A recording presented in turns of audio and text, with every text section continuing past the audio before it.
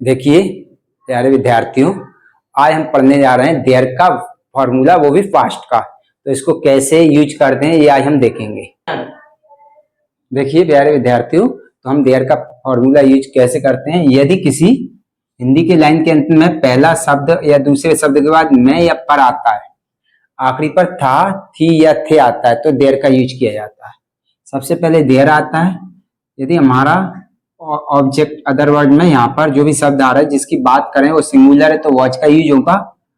आई है तब भी वॉच का यूज होगा। यू है तब वर्क का यूज किया जाएगा। प्लूरल है तब वर्क का यूज किया जाएगा। जैसे देखिए, मेरे मोबाइल में उससे फोन करने के लिए बैलेंस नहीं था। देखिए दो शब्दों के बाद मैं आ गया है, आखिरी पर था आ गया, इसलिए देयर से बनाएंगे और हेल्पिंग वर्ब के रूप में वॉच वर्ब लेंगे। तो देखिए बनाते हैं हम। सबसे पहले देयर आना है तो देयर ले लिया। उसके बाद देखिए वॉच वर्ब में से एक लेना है। यहाँ बैलेंस की बात हो रही है, बैलेंस एक है, सिंगुलर है, इसलिए वॉच लेंगे। प्लूरल की बात हो रही होती है, एक से ज्यादा कुछ भी होता तो हम लेते वर। तो देयर वॉच।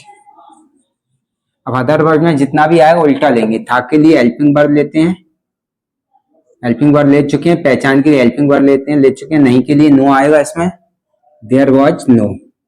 इसके बाद देखिए बैलेंस की बात हो रही है तो बैलेंस का यूज करेंगे।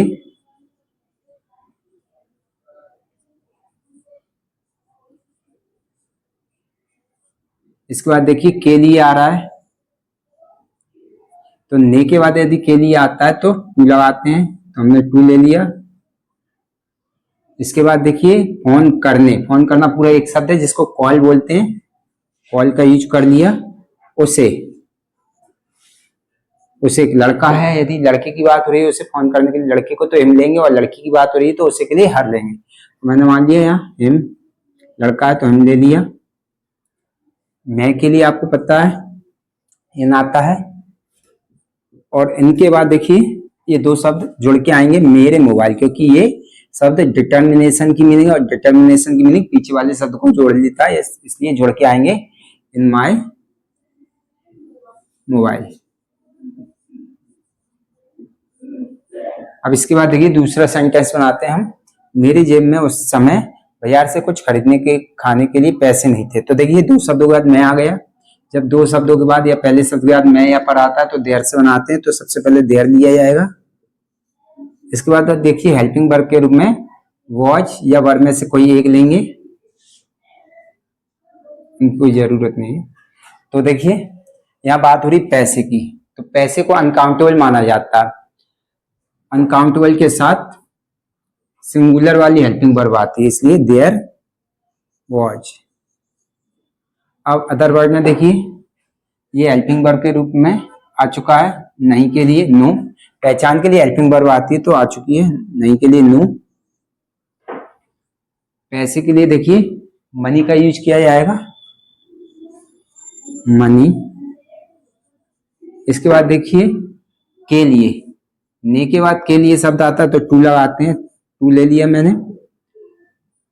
खाने, खाने के लिए मीनिंग लेंगे ईट। अब देखिए कर आ गया, यदि किसी वर्ड में कर लग कर आता है, हम चाहें तो अब इसके बाद हम कुछ ले सकते हैं, कुछ तो निगेटिव है तो एनीथिंग।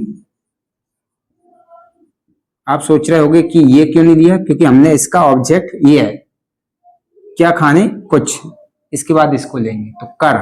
यदि बीच में किसी वर्ब में कर लग कर आता है तो मैंने आपको बताया बाय का यूज किया जाता है, तो बाय। और बाय के बाद हम वर्ब लेंगे खरीदने की मीनिंग, लेकिन जब भी बाय के बाद कोई वर्ब ली जाएगी तो आईएनजी लगाकर ली जाएगी उसको। तो खरीदने को बाय बोलते हैं तो बाय, बाइंग हो जाएगा। इसके बाद देखिए से आ गया है। जब जगह के बाद से आता है तो मैंने आपको बताया से के लिए फ्रॉम दिया जाता है, तो फ्रॉम लेंगे। देखिए जगह बाजार है तो बाजार को मार्केट बोलते हैं।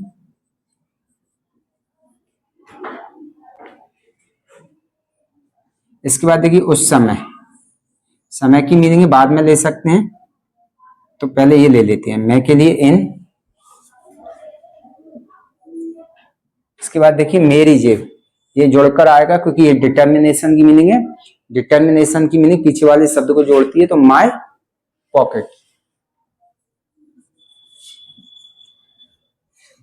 इसके बाद देखिए टाइम की मीनिंग छोड़ी हुई थी उस समय, तो उस समय को बोलते हैं एट दैट टाइम।